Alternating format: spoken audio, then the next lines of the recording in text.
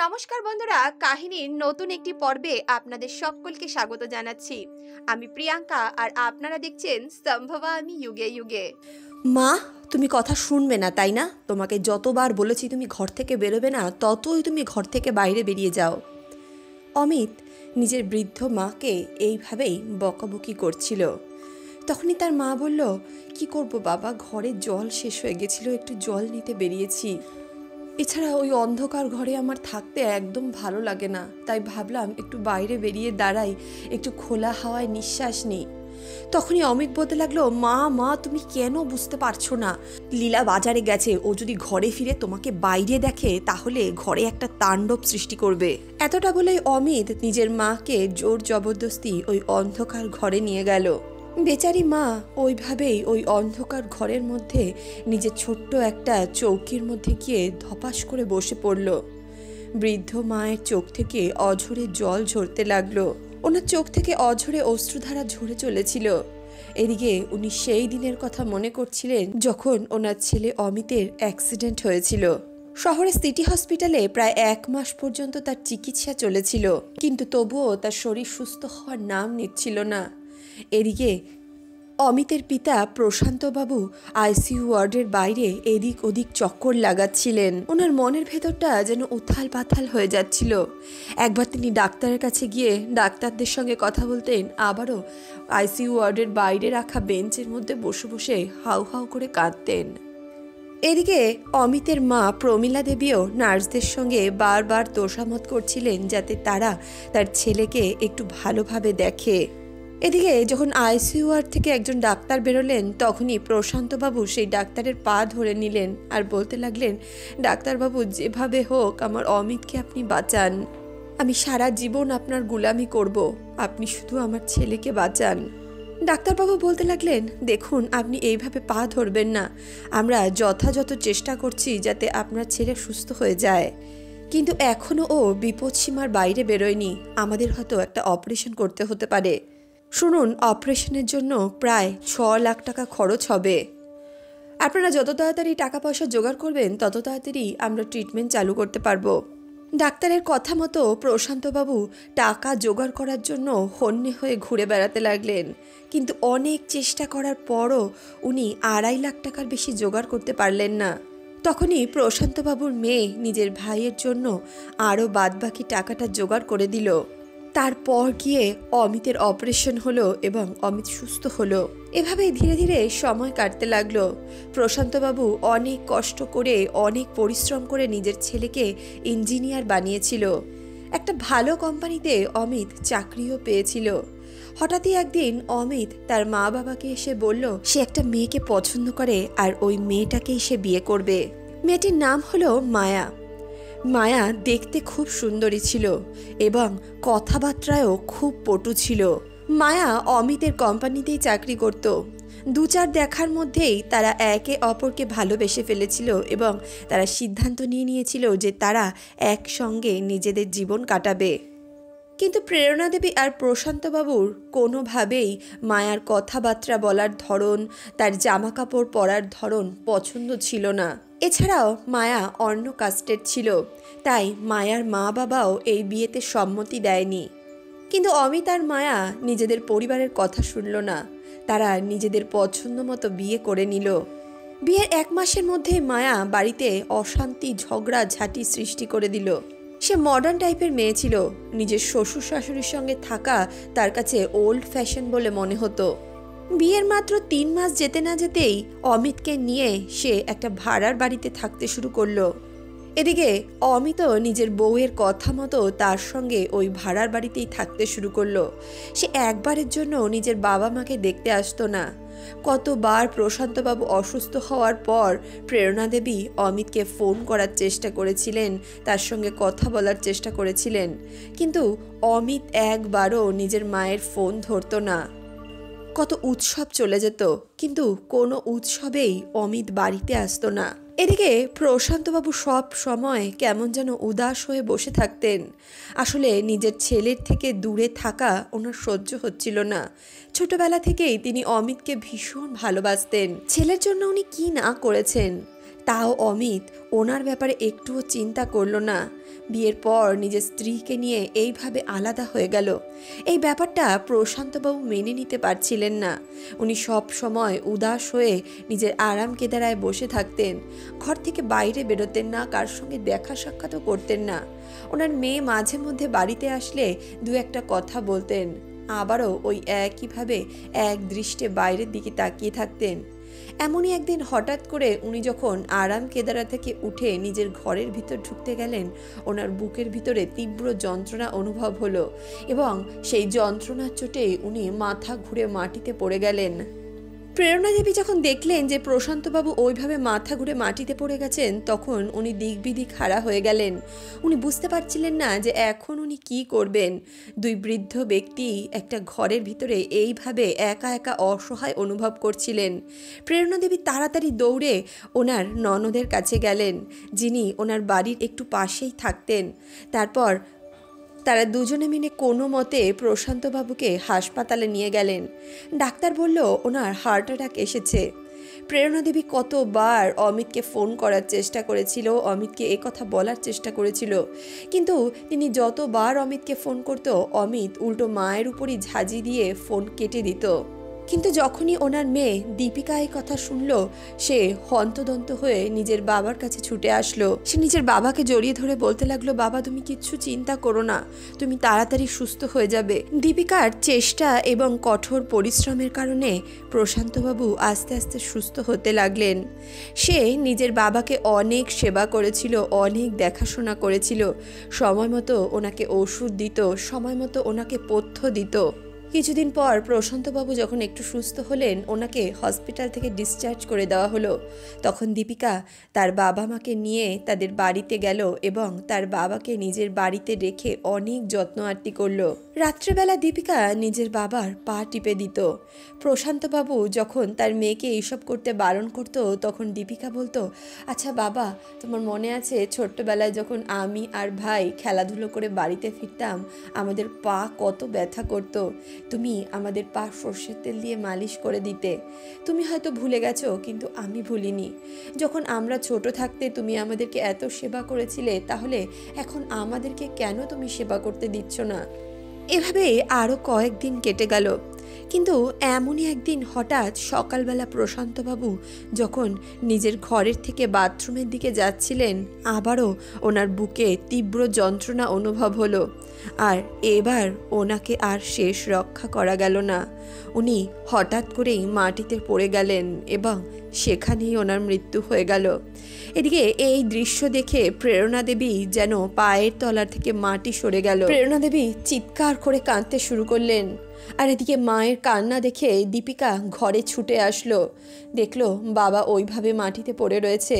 সে বাবাকে দেখে চিৎকার করে কাঁদতে লাগলো এবং তাড়াতাড়ি করে ডাক্তার ডাকতে বলল। ডাক্তার এসে বললেন যে অনেকক্ষণ আগেই প্রশান্তবাবু মারা গেছেন।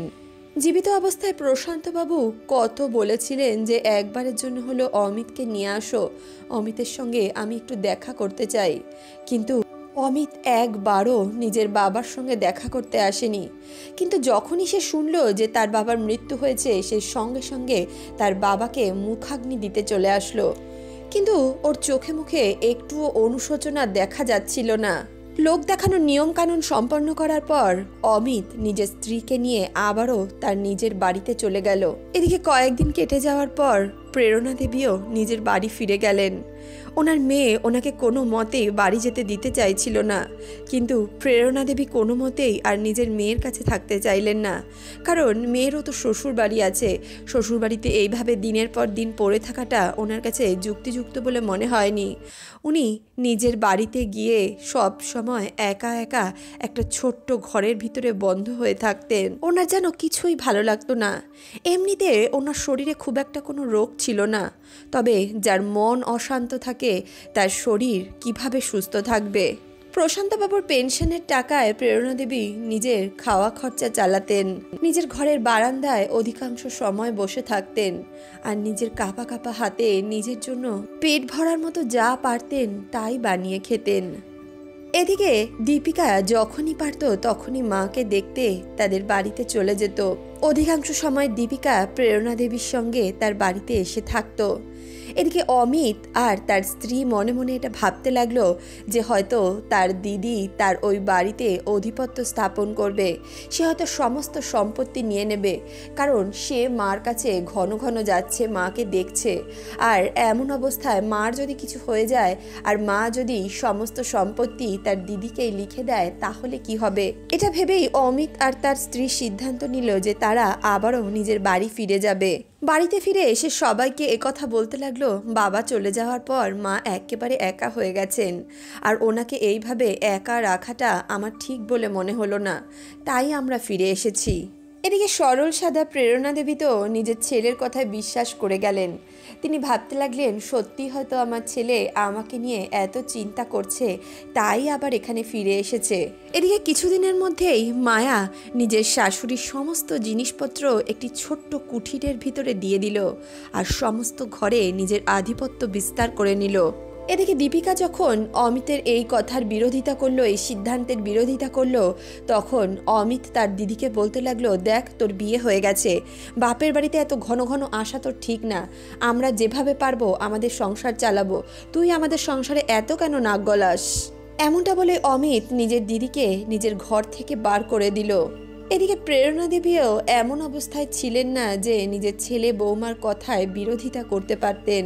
যখন শীতের সময় আসলো তখন হাড় গলানো ঠান্ডায় প্রেরণা দেবী আরও বেশি অসুস্থ হয়ে পড়তে লাগলেন।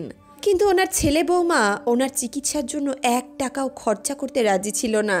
এমনই একদিন যখন প্রেরণা দেবীর ননদ হঠাৎ করে ওনার সঙ্গে দেখা করতে ওনাদের বাড়িতে পৌঁছলেন, তখন নিজের বৌদির এমন করুণ অবস্থা দেখে উনি অবাক হয়ে গেলেন। এদিকে অমিত আর মায়া যখন নিজের পিসিকে তাদের বাড়িতে আসতে দেখলো, তারা তাড়াহুড়ো করে প্রেরণা দেবীর খাটের কাছে গিয়ে বসে পড়ল আর তার পিসিকে বলতে লাগলো, খুব কষ্টে আছে মা, প্রাণটা যেন শরীরের মধ্যে আটকে রয়েছে, কি যে করি আমরা কিছুই বুঝতে পারছি না। এমনটা বলতে বলতে অমিত মিথ্যে কান্না কাঁদতে লাগলো আর সঙ্গে সঙ্গে মায়া বলল, আমি সত্যি বুঝতে পারছি না যে আমরা এখন কি করব, মায়ের কষ্ট আর আমি চোখ দিয়ে দেখতে পাচ্ছি না। অমিত বলতে লাগলো, উনি এত কষ্ট পাচ্ছেন, এর থেকে তো যদি কিছু হয়ে যায় তবেই ভালো হয়।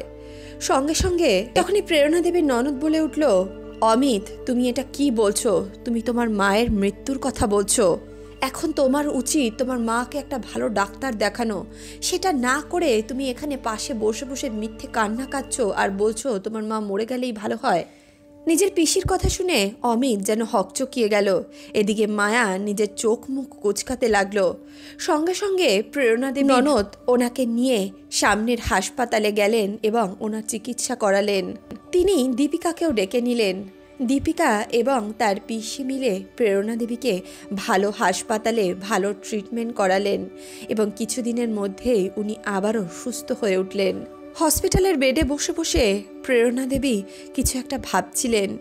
তখনই ওনার ননদ সেখানে চলে আসলেন আর বলতে লাগলেন, বৌদি এই নাও খিচুড়ি বানিয়ে এনেছি, খেয়ে নাও। তখনই প্রেরণা দেবী বললেন, না না দিদি, আর এসব খেতে ইচ্ছে করছে না, আর ভালো লাগছে না আমার। তখনই ওনার ননদ বলতে লাগলেন, আরে বৌদি তুমি যদি কিছু না খাও তাহলে ওষুধ কিভাবে খাবে, আর দেখো তুমি যদি ওষুধ না খাও তাড়াতাড়ি সুস্থ কিভাবে হবে, তোমার তো বাড়িতেও ফিরতে হবে। তখনই প্রেরণা দেবী বলতে লাগলেন, ঠিক হয়ে করবো বা কি, শরীরের রোগ তো ওষুধের দ্বারা ঠিক হয়ে যাবে, কিন্তু মনের রোগ কিভাবে ঠিক হবে। তখনই প্রেরণা দেবীর ননদ বলতে লাগলো, বৌদি তোমাকে একটা কথা বলতে চাই, দেখো অনেকবার চেষ্টা করেছি তোমাকে কথা বলার, কিন্তু কখনো সুযোগ হয়ে ওঠেনি, কারণ বাড়িতে তো সব সময় অমিত আর তার বউ তোমার আশেপাশে ঘুরে বেড়ায়।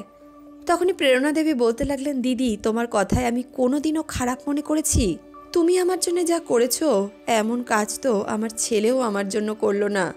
তখনই প্রেরণা দেবীর ননদ বলতে লাগলো, দেখো বৌদি, তোমার ছেলের বউ তোমাকে ওইভাবে একটা অন্ধকার ঘরে ফেলে দিল আর তুমি চুপচাপ সেখানে চলে গেলে। দিনের পর দিন ওরা তোমার ঘরে পর্যন্ত যায় না, তোমার বৌমা তো তোমার নাতি নাতনিদেরকেও তোমার কাছে যেতে দেয় না। তুমি কত অসুস্থ ছিলে, তোমার চিকিৎসা পর্যন্ত ওরা করায়নি। তোমার সঙ্গে ওরা এমন খারাপ ব্যবহার করে যে ব্যবহার মানুষ তার শত্রুর সঙ্গেও করে না, তাও তুমি কখনো ওদেরকে কিচ্ছু বলো না, তুমি কেন এমনটা করো। আমার দাদা এত কষ্টে মারা গেল। কতবার নিজের ছেলেকে দেখতে চেয়েছিল, নিজের নাতি নাতনিকে দেখতে চেয়েছিল, কিন্তু একবারের জন্য তোমার ছেলে বৌমা ওনাকে শেষ দেখাও দেখতে আসলো না। কিন্তু দেখো, ওনার মৃত্যুর পরপরই বাড়িতে এসে ঘর বাড়ি দখল করে এসে বসে পড়েছে। ননদের মুখে একথা শোনা মাত্রই প্রেরণা দেবীর যেন জ্ঞান চক্ষু খুলল। উনি বুঝতে পারলেন সত্যি তার ছেলে শুধুমাত্র সম্পত্তির লোভেই বাড়িতে ফিরেছে। তখনই প্রেরণা দেবীর ননদ বলতে লাগলো, এগুলো কেমন ধরনের সম্পর্ক বৌদি? এই সম্পর্ককে তুমি আত্মার সম্পর্ক বলতে পারো? এটা কেমন সম্পর্ক যেখানে ছেলে নিজের মাকে ঘরের পুরনো আসবাবপত্রের মতো একটা অন্ধকার ঘরে ফেলে রেখে দেবে? কেমন ছেলে তোমার যে তোমার মৃত্যুর আগেই তোমার মৃত্যুর কামনা করে? এছাড়াও শাশুড়িও তো মাই হয়, আমরা তো এটাই শুনেছি। তাহলে কেউ নিজের মার সঙ্গে এমন কিভাবে করতে পারে? বৌদি, আমার বাড়িতে এখনও আমাকে সব থেকে বেশি গুরুত্ব দেওয়া হয়। আমাকে তো কেউ পুরনো জিনিসের মতো আলাদা ঘরে বন্ধ করে রেখে দেয়নি। তাহলে তুমি কেন এসব সহ্য করবে? তুমি কেন কোনো প্রতিবাদ করো না? তুমি জানো আমি কড়া হাতে সমস্ত কিছু শাসন করি বলে, আমি সমস্ত কিছুর বিরোধিতা করি বলে, প্রতিবাদ করি বলে আমাকে কেউ কোনো খারাপ কথা বলতে পারে না। সকলেই আমার কথা শুনে চলে। এখনও ওই বাড়ি আমার হাতে, আমি ওই বাড়ির মালিক। তবে কেন তুমি এই কাজ করতে পারছো না? তুমিও তো ওই বাড়ির মালিক। তবে তুমি কেন অন্যের পায়ের তলায় থাকবে? তখনই প্রেরণা দেবী নিজের চোখের জল মুছতে মুছতে বললেন, কিন্তু দিদি, ও তো আমারই সন্তান। কত কষ্টে কত যত্নে ওকে মানুষ করেছিলাম। ওকে আমি কিভাবে নিজের থেকে দূরে করি, কিভাবে ওকে শাস্তি দেই? তখনই প্রেরণা দেবীর ননদ বলতে লাগলো, কিন্তু বৌদি, সম্পর্কের মধ্যে যখন স্বার্থ চলে আসে তখন তাদেরকে শিক্ষা দিতে হয়। ওদেরকে নিজের জায়গাটা বুঝিয়ে দেওয়াটা খুব প্রয়োজনীয়। তোমার জায়গা ওই বাড়িতে কি সেটা ওদেরকে বোঝানোও খুব দরকারি। যখন সন্তানরা নিজের দায়িত্ব ভুলে যায় তখন মা বাবার কর্তব্য তাদেরকে তাদের দায়িত্ব মনে করিয়ে দেওয়া। এর জন্যে যদি কোনো ছলাকলার গ্রহণ করতে হয় তবে তাও করা উচিত। তবে নিজের সন্তানদেরকে সঠিক পথে আনা একজন বাবা মার পরম কর্তব্য। তাদেরকে এটা বোঝানো সব থেকে বেশি দরকারি যে আমরা হয়তো বৃদ্ধ হয়ে গেছি, কিন্তু আমরা অপ্রয়োজনীয় হয়ে যাইনি। এতটা বলেই প্রেরণা দেবীর ননদ সেখান থেকে বাড়ি ফিরে গেল। এদিকে প্রেরণা দেবী মনে মনে ভাবতে লাগলেন, সত্যি তো আমার সঙ্গে যা হচ্ছে, তারা আমার সঙ্গে যা করছে সেটা তো তারা অন্যায় করছে, আর ওদের শিক্ষাও পাওয়া প্রয়োজন। প্রেরণা দেবীর 2 নাতি ছিল, কিন্তু কখনো কেউই তার কাছে এসে বসতো না বা তার সঙ্গে দুটো কথা বলতো না। নিজের ছেলে বৌমার এই সমস্ত কথা ভাবতে ভাবতে হঠাৎ করে উনি যেন কখন ঘুমিয়ে পড়লেন। ঘুমের মধ্যেই হঠাৎ করে একটি আওয়াজ ওনার কানে গেল, প্রেরণা, তুমি এগুলো কি করছো? তুমি এই বাড়ির মালকিন, তুমি এই বাড়ির কর্ত্রী। তোমার মনে নেই তুমি কত শখ করে এই বাড়িটাকে সাজিয়েছিলে? বাড়ির প্রত্যেকটা জিনিস তুমি নিজের হাতে কিনেছিলে, সুন্দর করে সাজিয়ে রেখেছিলে, আর আজকে এই বাড়ি থেকেই তুমি বিতাড়িত হয়ে গেছো। তুমি নিজের অধিকার বুঝে নাও। প্রেরণা দেবী বলতে লাগলেন, কিন্তু আমাকে তো এখন ওই বাড়িতে কেউ ঠিকভাবে হাঁটা চলা পর্যন্ত করতে দেয় না। আমার ছেলের মনে আমার জন্য কোনো মান সম্মান নেই।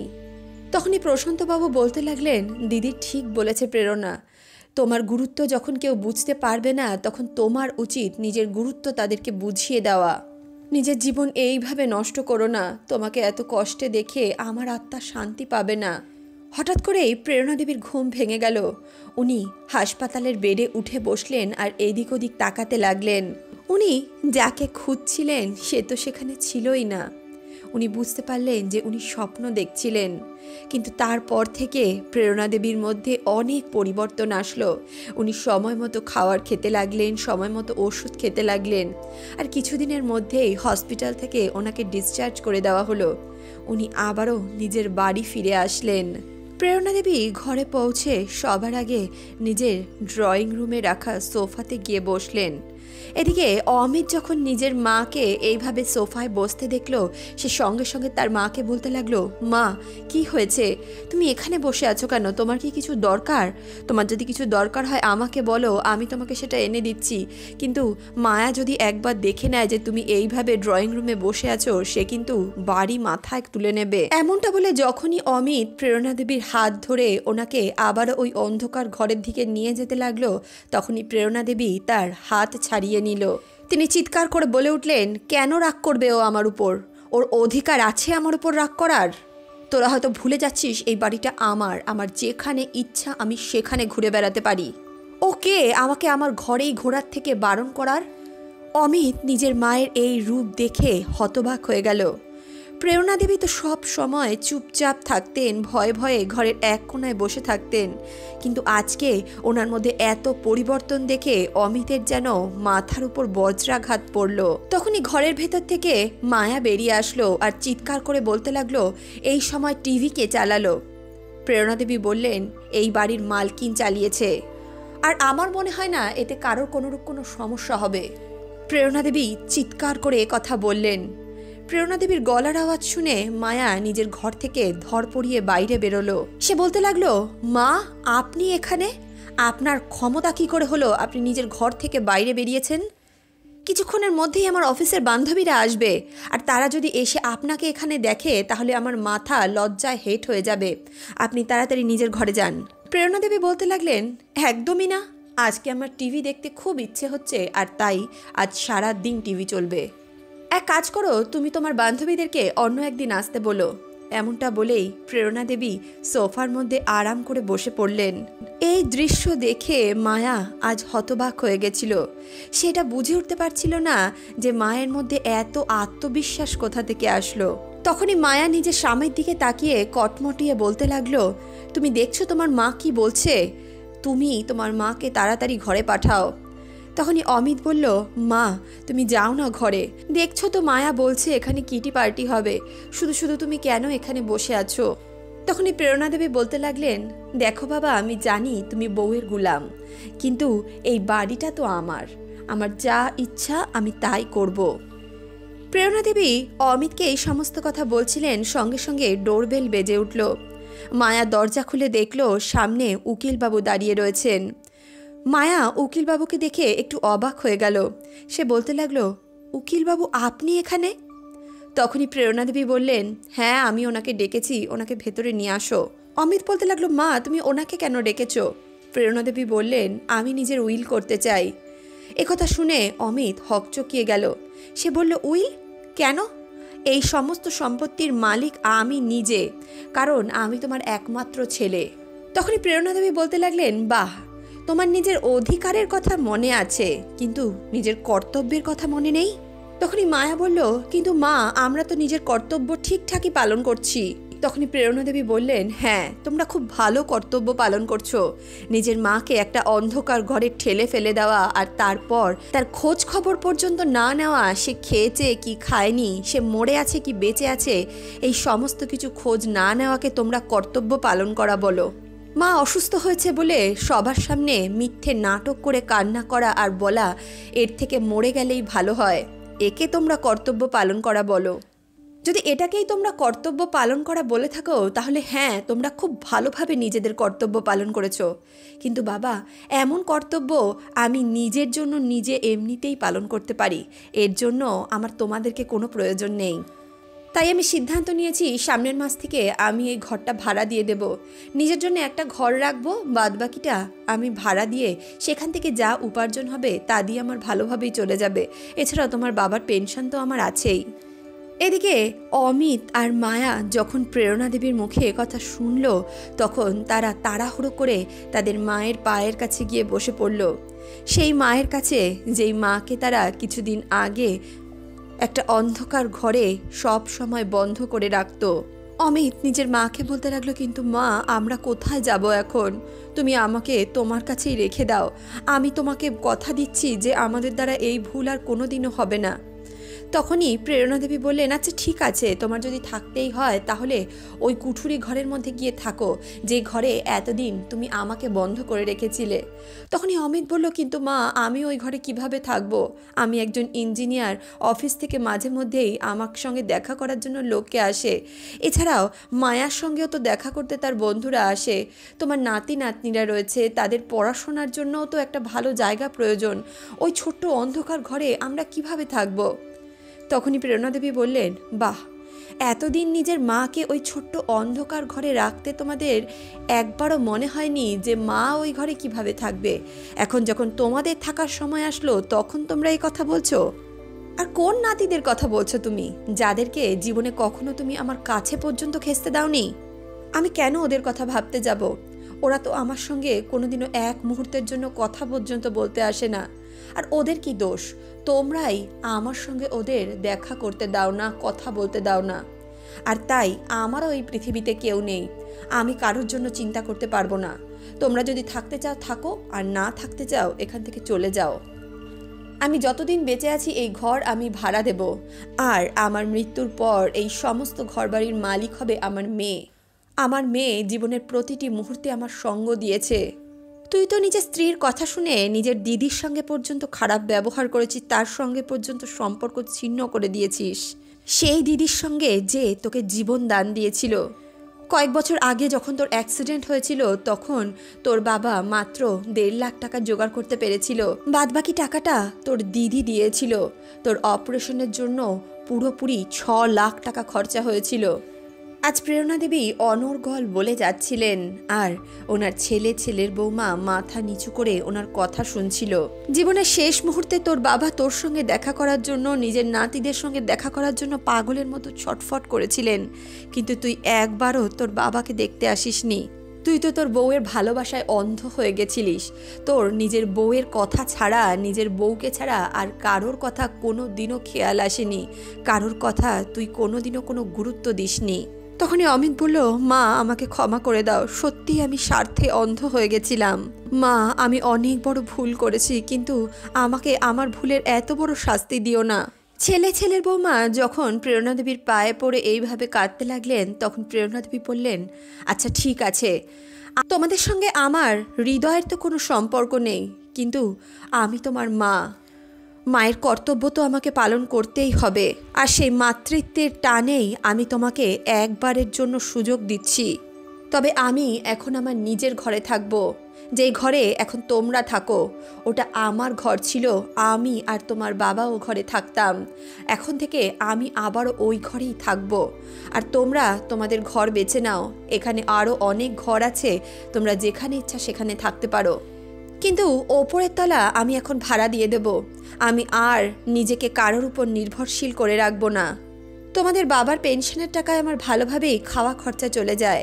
আমি আমার জন্যে একটা ফুল টাইম মেড রাখবো, যে আমাকে নিজের সমস্ত দরকার পূরণ করতে সহায়তা করবে। যে কদিন বাঁচবো শান্তি মতো বাঁচবো, তোমাদের অবহেলা সহ্য করে বাঁচবো না। প্রেরণা দেবীর কথা শুনে মায়া বলতে লাগলো, মা, শুধুমাত্র 2টো ঘর? 2টো ঘরে আমরা কিভাবে থাকবো? তখনই প্রেরণা দেবী বললেন, কেন? একটা ঘরে তোমরা স্বামী স্ত্রীরা থাকবে, আর একটা ঘরে তোমার ছেলেরা থাকবে। এছাড়াও তোমরা চাইলে আমার ওই ছোট্ট কুঠুরি ঘরটা নিতে পারো। এর থেকে বেশি আমি তোমাদেরকে আর কিছুই দেব না। দেখো, তোমাদের যদি থাকতে ইচ্ছে হয় থাকো, যদি না ইচ্ছে হয় আবার নিজেদের ভাড়ার ঘরে চলে যাও। প্রেরণা দেবী যখন নিজের ছেলে বৌমার সঙ্গে এমন ব্যবহার করছিলেন, তখন ওনার বুকের ভেতরটা যেন ফেটে যাচ্ছিল, কিন্তু তবুও উনি নিজের মুখ থেকে কিচ্ছু বললেন না। উনি ওপর থেকে কিছু প্রকাশ হতে দিলেন না, কারণ ওনার ছেলের বউ ওনার কাছে আর কোনো দ্বিতীয় রাস্তা খুলে রাখেনি।